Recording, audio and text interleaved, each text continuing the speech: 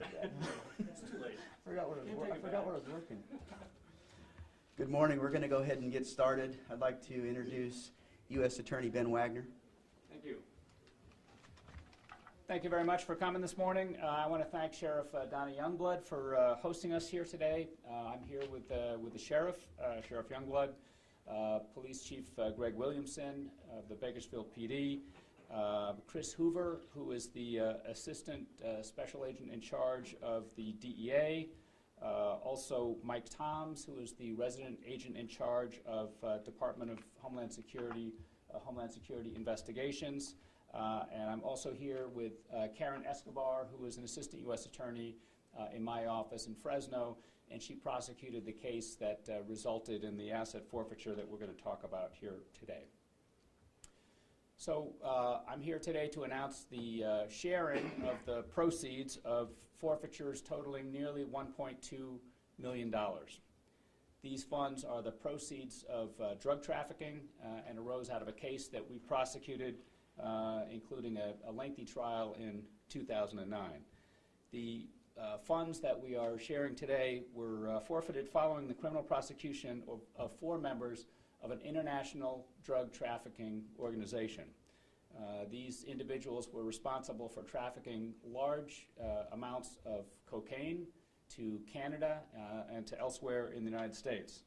The investigation and prosecution in this case led to a lengthy trial in 2009 involving 3 defendants: Harjeet Mann, 56, of Bakersfield, who was sentenced as a result of his conviction to 24 years in prison; Gurmeet Bisla, 34, of Livingston, who is now serving a 16-year prison sentence; and Sukraj Dhaliwal, 45, of Bakersfield, who is now serving a 10-year prison sentence. In addition, part of the same case was the guilty plea of Jasdev Singh, 39, also of Bakersfield, who pleaded prior to the trial and is now serving a 7-year prison sentence. The case was investigated by the DEA with the assistance of Homeland Security Investigations, the Bakersfield Police Department, and the Kern County Sheriff's Office. Asset forfeiture is a very powerful tool. It is the lifeblood of drug trafficking. It's why drug traffickers do what they do, is to generate money, and to the extent that we can seize those funds and disrupt drug trafficking activity, it is a very useful tool in the arsenal of tools that law enforcement can deploy. Obviously, our primary focus is on catching and prosecuting people who are involved in narcotics trafficking, and that's what we did here. And the way asset forfeiture works is once you have a conviction, in this case, the 4 individuals that I mentioned earlier, once the case is concluded, once the appeals have been concluded, there will link the appeals in this case, the forfeited funds can be liquidated, and pursuant to the Department of Justice's equitable sharing program, a portion of those funds can be shared with the state and local law enforcement agencies that helped generate those asset forfeitures and that helped generate the convictions that led to those asset forfeitures. I know that there's a lot of discussion right now in Washington about legislative and policy matters relating to asset forfeiture, and that's a healthy debate, and I'm not here to make any policy statements about that or to comment on that, but I will say that this case is a classic example of what a positive thing asset forfeiture can be if it's properly used. In this case, the convictions of these 4 individuals and the asset forfeiture really helped disrupt this drug trafficking organization. It led to significant prison terms, and of course the forfeiture that we're here to talk about today, nearly $1.2 million, is going to be used for productive law enforcement purposes here in Bakersfield and the Kern County area.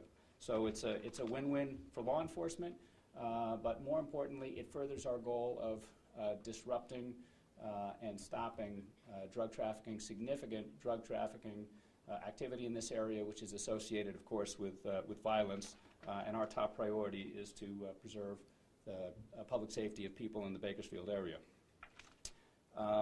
So I'm pleased today to be announcing this asset forfeiture sharing. The amount that is going to the Kern County Sheriff's Office as a result of this case is $595,000, a little bit more, and to Bakersfield PD, $570,000. And I think these funds will be put to good use here in the Bakersfield and Kern County area for law enforcement to protect the public, and it's an appropriate use of forfeited funds in a very significant case. I want to also extend my thanks to the investigators in this case. This was as with a lot of large drug trafficking cases, it was an extensive investigation, a lot of work, some of it dangerous. There were undercover agents involved. It was really an excellently handled case by DEA, by Homeland Security, and by the Sheriff's Office and the Police Department that played such a vital role in this case. And I also want to thank Karen Escobar from my office, veteran prosecutor in my office who's handled a lot of significant cases over the years, and this is certainly one of them. So I want to congratulate her as well. And it is through the collective efforts of Karen Escobar and the federal and local law enforcement agents that handled this case that resulted in this asset forfeiture and sharing agreement that we're announcing today. So let me turn it over to Chris. Do you want to add a couple words? Good morning. This case is one of many examples of law enforcement in Kern County getting it right. And these cases can only happen with high levels of collaboration, and those levels of collaboration exist in this town because of the leadership of Sheriff Youngblood and Chief Williamson. And I'll tell you, investigating these international drug trafficking organizations is not easy, and it's not cheap, and these funds allow local law enforcement to invest the money back into their departments, back into the community, so they can do more cases just like this one. So on behalf of DEA, I'd like to thank the Sheriff and the Chief for their leadership and their partnership, and the DEA looks forward to future collaboration as we move forward. Thank you. Thanks, Chris. Sheriff, do you want to add anything? Ask a couple of questions if you'd like. Okay. Any questions? Or should we get right to the props? Yeah. Okay. Let's start with the Kern County Sheriff's Office, and it's my pleasure to present this equitable sharing of $595,037.92.